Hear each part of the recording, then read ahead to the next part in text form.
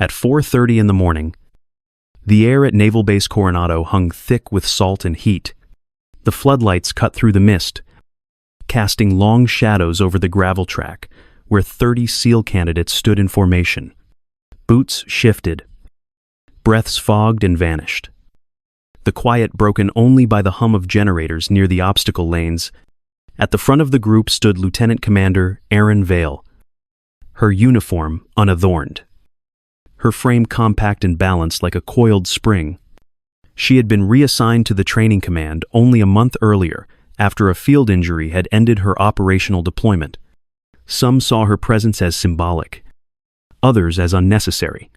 None of them expected her to outpace every man on that field. The whistle blew, and the candidates sprinted. Gravel scattering beneath heavy boots. Erin didn't surge ahead. She ran low, steady, conserving motion. Her breathing matched her stride, her body moving like a metronome. By the second lap, she began closing distance on the leader, Petty Officer First Class Drew Riker. A broad-shouldered instructor, known for his speed, he felt her shadow closing in before he saw her pass him on the inside curve, cutting the corner by inches. When she crossed the line, the stopwatch froze at a time that broke the current base record by 6 seconds. The field went silent except for the sound of her slowing steps. She didn't raise her head, didn't celebrate, only checked her time, nodded once, and walked off the track. Instructors traded looks. Riker's jaw tightened. No one said anything, but the silence felt heavy, the kind that hides resentment behind discipline. That afternoon, the story spread through the compound. Some said she'd been lucky, others that she had timed the run for lighter humidity. In the mess hall, voices carried in low tones. Erin sat alone, eating in her usual rhythm, fork to tray. No wasted motion. Riker leaned back at his table, surrounded by younger men who laughed too loudly. His voice dropped low. Meant for her, but not the room. She runs fast until she crawls. Erin didn't turn. She finished her meal, stood, and left without a word. Night settled over Coronado with a heavy silence, broken only by the distant crash of waves. The floodlights outside the supply corridor flickered against rows of locked cages and stacked crates. Erin worked alone, kept gear after lights out. Her movements precise. She noticed the footsteps before the voices followed. Riker stepped out of the shadows. His stance relaxed, but his eyes sharp. 3 others lingered behind him, their shapes half hidden by the racks. The space was a blind spot. One she had memorized during inspection. She realized then that they had chosen it for the same reason. They closed in slowly, using formation spacing. 2 forward, 2 flanking. The air felt thick with intent. Erin stepped back once, keeping her weight centered. The first shove came hard against her shoulder. Not enough to drop her, just enough to test. The second hit broke the balance. A knee twisted. A hand grabbed her collar, and in one motion she was pulled to the ground. Riker's voice sounded close, steady, practiced. You think speed makes you one of us. The twist came fast, practiced like a takedown drill. The crack that followed was final. Then another wreck. Pain radiated upward, sharp and deliberate. The men stepped back, their boots crunching against the gravel. No one spoke as they left. Erin lay still, her breathing shallow, her face calm. She didn't cry out or curse them. Her hands pressed into the ground, dragging her body forward inch by inch until she reached the door. The corridor light flickered once, before holding steady. She stopped shaking before she reached the threshold. They thought breaking her legs would end the story. They forgot that discipline doesn't need legs. The infirmary smelled faintly of antiseptic and coffee. The overhead lights buzzed in a low hum that blended with the rhythmic pulse of the heart monitor beside the bed. Lieutenant Commander Erin Vale sat upright, her back straight, hands resting on her lap. Both legs were braced in carbon fiber splints that extended from thigh to ankle. The surface matte and dark against her skin. She had refused pain medication. Her eyes stayed open, unblinking, focused on the far wall where the morning light filtered through blinds in narrow stripes.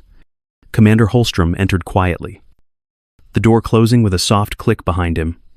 His uniform was pressed, his face set in a controlled expression that hid concern under regulation discipline. He glanced at the medical chart, then at her. Both tibias, he said. Fractures on each side. Erin nodded once. He waited for her to speak, but she didn't. He told her she should file an incident report, that the system existed for a reason.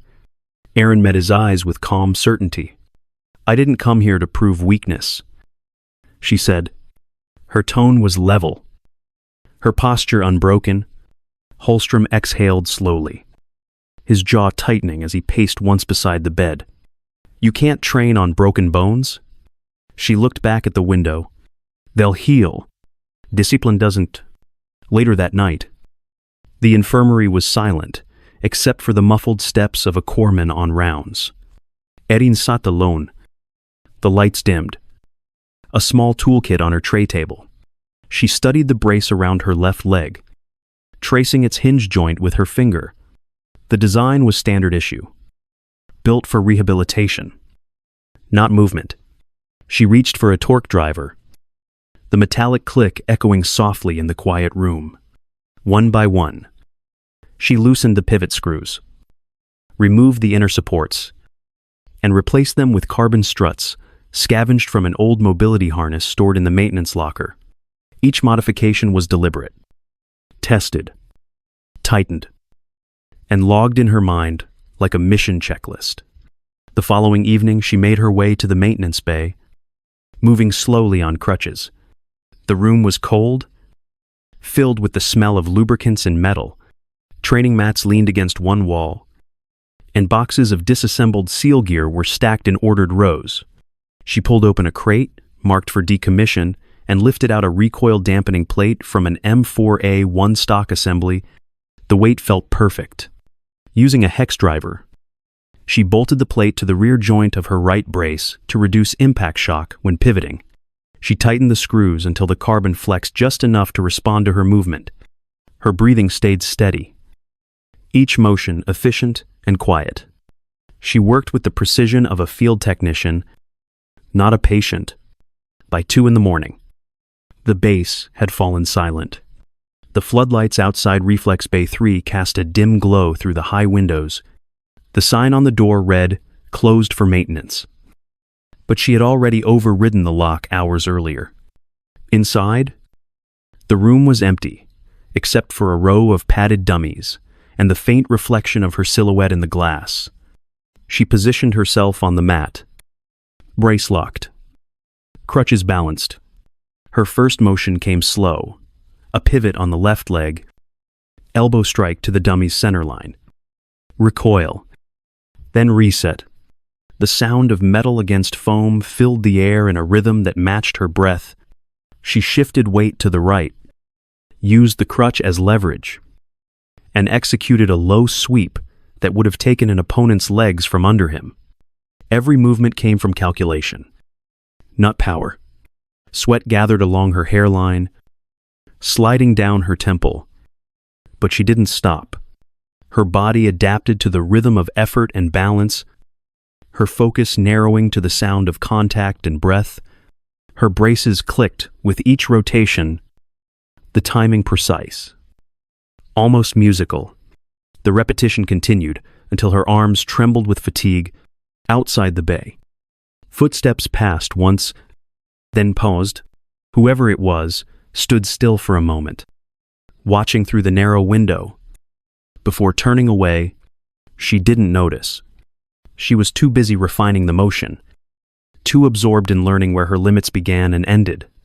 When the final strike landed, she lowered herself to the mat, breathing deep, chest rising and falling in a measured cadence.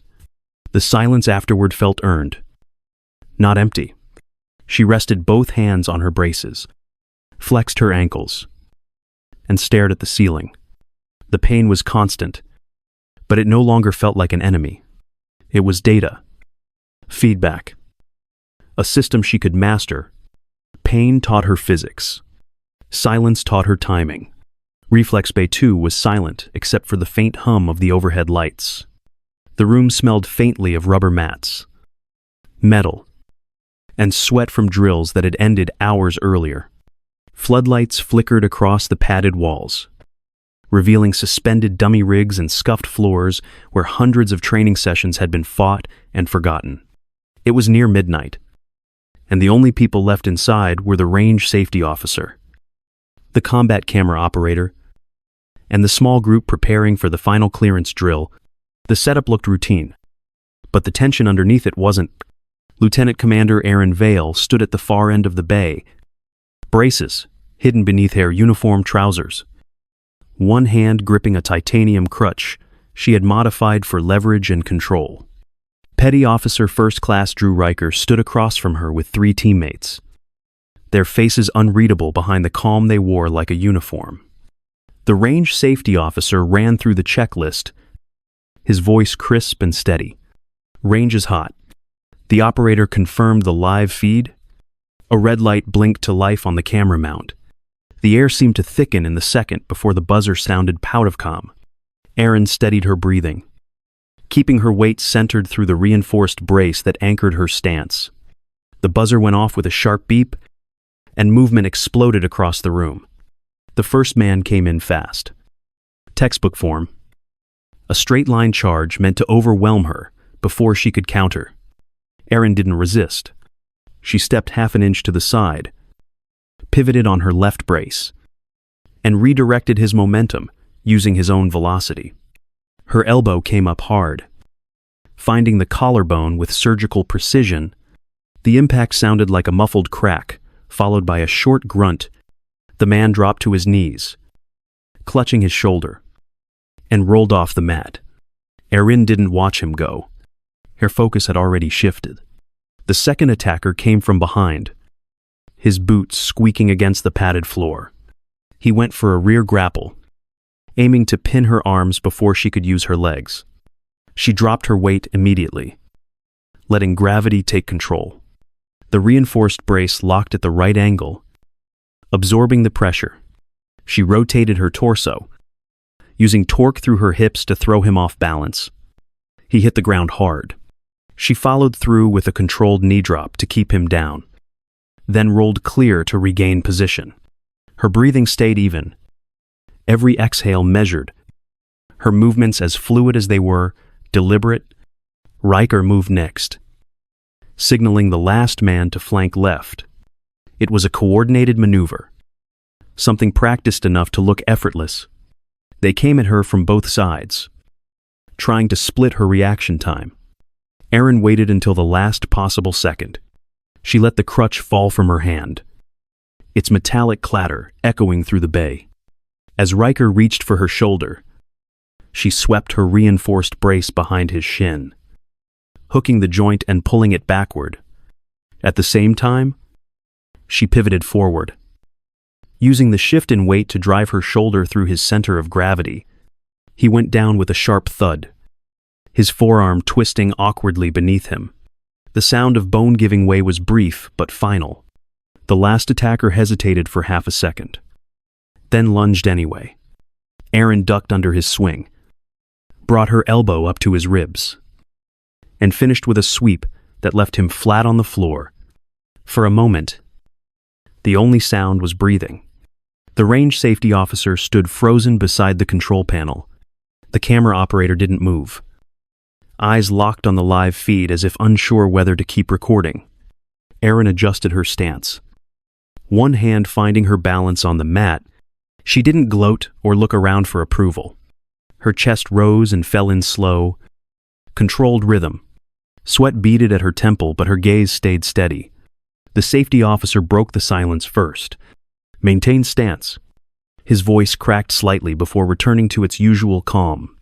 Erin obeyed, without hesitation. Setting her feet and straightening her posture, Riker groaned from the floor, clutching his arm as the others tried to push themselves upright. One crawled toward the mat's edge. Another rolled over in pain. The medic on standby rushed in with a stretcher, signaling for assistance. The camera light blinked red again, capturing every second of the aftermath. Erin bent down, retrieved her crutch, and locked it under her arm with practiced efficiency. She took a single step forward, tested her balance, then adjusted the brace strap along her thigh. Her movements were slow but purposeful, every inch measured and exact. She didn't glance at Riker as she passed him. There was nothing left to prove. The sound of stretchers rolling behind her filled the room as she reached the exit. Outside the bay, the corridor lights were dim and quiet. She paused just long enough to steady her breathing before moving on. Behind her, the doors closed with a soft mechanical click. Inside, the safety officer finished his report, his voice low but clear, noting time, injuries, and compliance. Erin's shadow stretched long under the flickering fluorescent lights as she disappeared down the hall. They left on stretchers. She left standing. The Joint Evaluation Wing sat on the far edge of Naval Base Coronado, its glass walls turning the morning light into a pale reflection across the polished floor. Inside, the air was cool and still, the kind of silence that carried both authority and unease. A long steel table stretched the length of the room, lined with folders, laptops, and the steady hands of officers who had been in uniform long enough to hide their opinions behind regulation posture. Rear Admiral Kincaid sat at the head, his face calm but unreadable. Around him were senior instructors, a legal officer, and a logistics representative. Every screen in the room showed the same footage: the supply corridor, the reflex bay. Every frame slowed and paused until the truth was impossible to ignore. Erin Vale stood before them, braces visible beneath the pressed fabric of her uniform. Her spine was straight, her shoulders squared, but her stance carried the subtle tremor of weight supported by carbon and titanium. The chair at her side stayed empty. She didn't need it. Kincaid cleared his throat and told her she wasn't required to attend this session. Erin met his chaze, her voice steady, as she said that she should have been required long ago. The Admiral paused before replying, and his eyes shifted back to the footage looping behind her. It showed Riker's ID tag used to alter maintenance logs, the falsified brace service entries, and the recorded keycard times that placed his men at the scene. No one spoke for several seconds. Kincaid leaned forward slightly, hands folded over a plain folder. He said her response to the assault had resulted in 3 injured men, 2 requiring surgery. Erin's tone didn't change. She said she stopped an attack exactly as trained. Her right hand rested on the table for balance, the faint mechanical click of her knee brace echoing through the quiet room as she shifted her weight. The officers avoided her eyes, each focused instead on the documents in front of them. Her calm unnerved them more than anger would have. She had nothing left to prove, and they knew it. When she moved, it was slow and deliberate. She placed a folder on the table in front of the Admiral, its contents precise and ordered. Inside were printed logs, timestamps, still images from maintenance cameras, and one page labeled simply as transcript. It contained the conversation between Riker's men, recorded unintentionally by a live mic left open in a storage closet. The voices were clear enough to recognize. They had laughed about it, confident she wouldn't fight back, certain she wouldn't file a report. The room stayed silent while the Admiral flipped through the pages, his expression tightening with each line he read. The legal officer beside him shifted slightly but said nothing. Kincaid finally asked what she wanted from this review. Erin straightened as much as her braces allowed and answered without hesitation. She wanted nothing but the truth. She wanted it spoken while she was still standing. Her voice carried no edge, no anger, only resolve.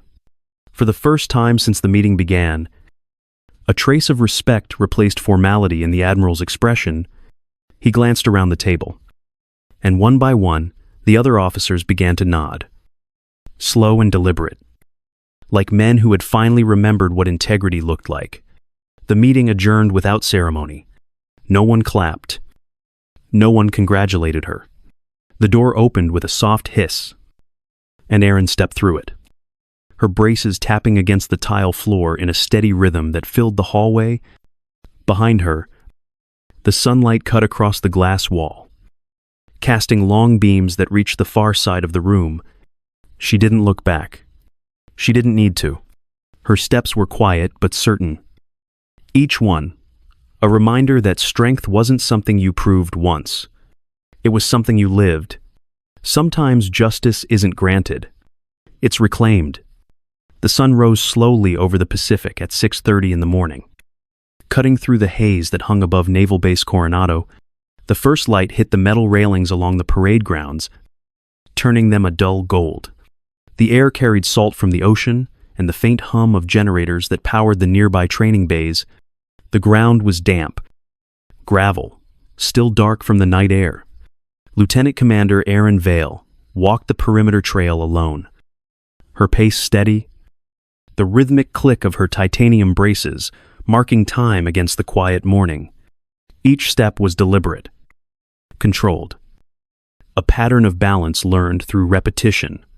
The base was different now. Conversations were softer, movements sharper, and laughter, when it came, carried a new edge of respect. She could feel it as she passed the barracks, where young recruits paused mid-sentence and straightened instinctively. Some offered brief nods, others simply stood still until she was gone, their eyes following the measured rhythm of her stride. She didn't seek acknowledgement, but it found her anyway. The sound of boots on asphalt echoed faintly from the main field, a reminder that routine never stopped. Yet there was something new in that rhythm, as if everyone moved with the awareness that silence could be stronger than volume. She followed the path along the southern fence line where the wind shifted, bringing in the scent of diesel and seaweed. A Marine from logistics passed her, coming from the opposite direction, his uniform sleeves rolled up, face still marked with fatigue. He nodded once. It wasn't out of fear or duty. It was something closer to gratitude. Erin returned the gesture with a simple glance before continuing.